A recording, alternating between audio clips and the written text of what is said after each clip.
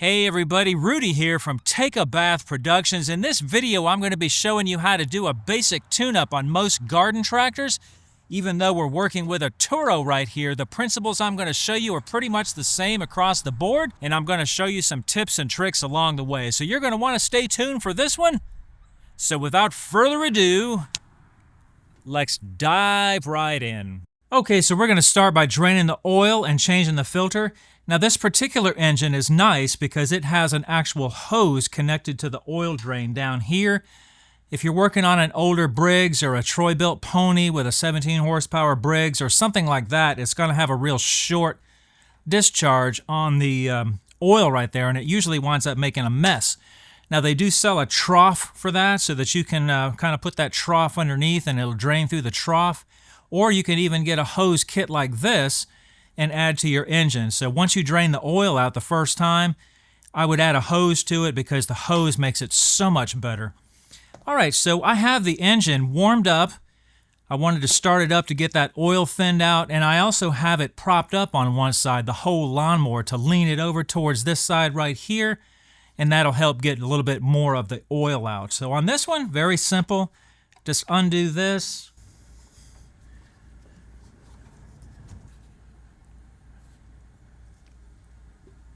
And it makes it so simple because you can just put this right in a container and drain everything out. Now I did open up the dipstick. That helps let a little bit more air through there. And we're going to let that drain out for about 10 minutes, however long it takes. I've also got this side of the mower sitting on a cardboard thing so I don't wind up making a mess all over the floor. All right, so we're pretty much done draining here. Let's put our plug back in and put this back in place.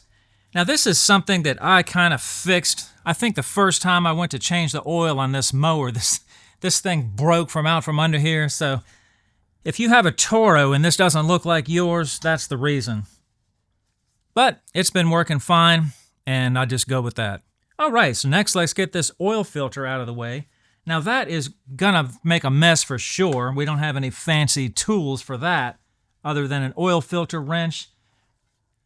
So you'll definitely want to get a couple of rags under there to catch anything you can. So just take your oil filter wrench and break that loose and kind of get it off there as fast as you can. That way you can turn this vertical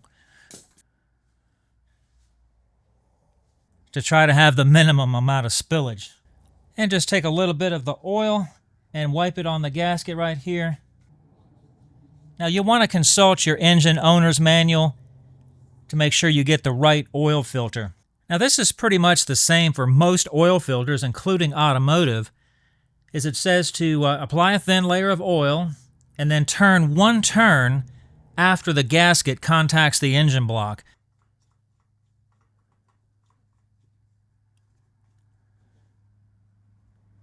So right there, we have a little stamp right here for an indicator of where one turn is going to be. So that's at about 8 o'clock.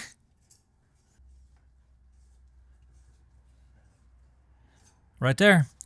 That's it. Just wipe up any excess oil.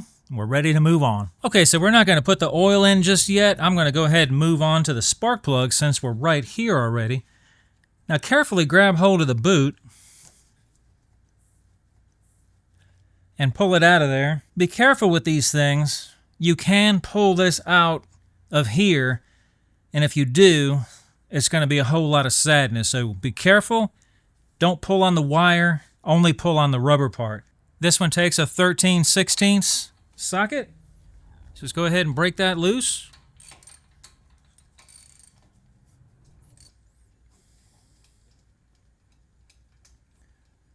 I've seen worse.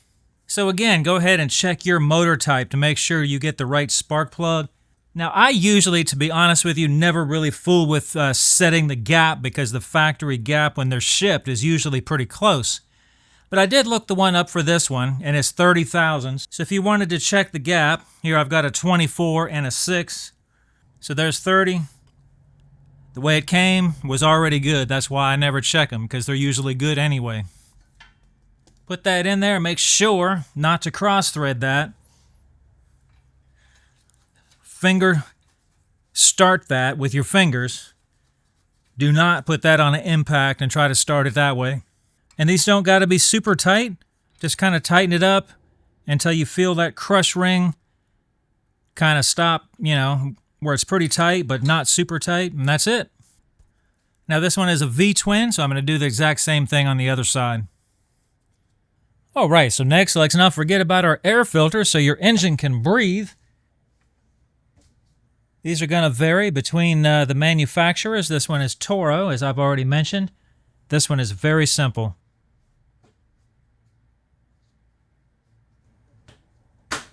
Next, we're going to do our fuel filter.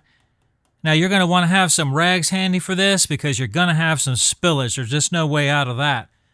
So usually you have these squeeze clamps here. You squeeze them with pliers and then you back them up.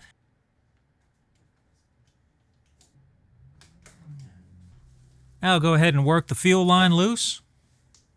Try not to let that thing fling when it comes off of there because it could spray fuel in your eyes, so you might want to wear safety glasses for this one.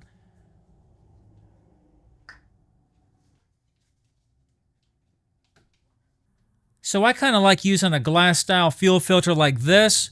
I like them because you can see what's going on, you can see what you got. Some people don't like them. Now this is 1/4-inch fuel line, so make sure you get the right size. And with any fuel filter, doesn't matter which one, there's an in and an out. I don't know if you can read that right down there, but that does say out right there, so make sure to get it in correctly. So our inlet will be coming from the tank, so this side is our in, and I'm guessing the other side is out. Let's just put our clamps back real quick and we're good to go on that. Now this mower actually has an electric pump, so we can test that right now. Looking good. Now one of the things that I do is I go ahead and take a piece of duct tape and put it under the seat. This one here on the left is dated 9/4/20, so this is October 25, so it's been 5 years, and I was at 9.5 hours, and I put in 81 ounces, okay? This one here is actually brand new. It's for today. The book says to put in 77 ounces, and this says I put in 81 5 years ago. So, of course, I don't remember what I did 5 years ago. So I'm going to put in 77. All right, so again, you'll want to check your book. If you don't have the book, go ahead and Google your engine and get the information from it for what kind of oil you're going to want to put in there. I'm using 10W30 AMSOIL on this one. The AMSOIL is just my brand preference. And also the quantity. You're going to want to know the quantity with or without an oil change or a filter change. Pretty much it's always going to be with the filter change, because if you're doing all this, you're going to be changing the filters. So you'll want to get that information for your mower to make sure that you get everything right, okay? So there's the first quart. I'm going to go ahead and put in my 77 ounces and see what we got. And then I'll check it on level ground and make sure it's at the proper level. Okay, so here we are at the end of the grass cutting season, and I'm getting ready to store the mower here for the winter. Now, one of the things that I like to do when I store it is fill the gas tank completely full, and I'll even add a couple of ounces of the fuel stabilizer in there. That way, when I go in the spring to start this thing up and use it, everything is done, the tune-up is done, it's all ready to go next spring. So when you're doing the blades, it would be extremely helpful if you could get the front of the mower up a little bit. Whatever method you use, automotive car ramps, a plank of wood against a tailgate, just do it safely. Now normally on these basic tune-ups, I just sharpen my blades, but these are kind of eat out on the ends. Now this is a good time right here to grab the blades and shake them up and down and look for any kind of play in your spindles. You'll want to do this on both sides to check for that. Now to get these loose without straining too bad, I usually take a block of wood and brace it up against the deck. That allows you to get under here and get that bolt loose without having to grab the blade and hold that. Once you get the screw all the way loose, that blade will just pop right out of there. Now a lot of the times the blade will be labeled grass side down, but this one is not. The cup section right here that I'm showing faces down towards the grass. Also a good idea to check the balance on your blade, even if it's a brand new blade. And here's an alternative balancer that you can pick up pretty cheap at your local hardware store. Does the same thing. Okay, so if your blade has a star pattern like this, make sure to get that star pattern in your spindle. And also this one is round, so you want to make sure that round part goes inside the collar on your spindle. Go ahead and tighten the nut or the bolt up right here. finger tight, making sure that collar is up in there like I showed you. And then when you tighten it, just move the block of wood to the other side and go ahead and tighten it up. Now, if you happen to have a torque wrench handy, I usually tighten these up around 50 to 55 foot-pounds or something like that. I'm not using a torque wrench right here because I know the feel of it. It's just good and tight. All right, so here we are on the other side. So I got the same thing. I got a block of wood braced against the deck frame right there, and it allows me to loosen that blade with ease. Go ahead and loosen that bolt, and that blade will fall right out of there. Just like that.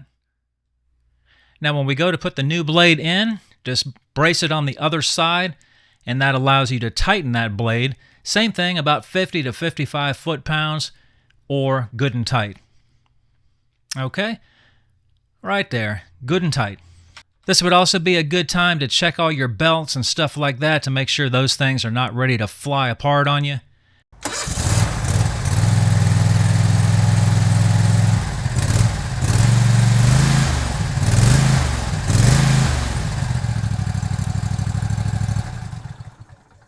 Runs perfect, so I hope you found some value in this video and some good information as well. Okay, thanks for watching.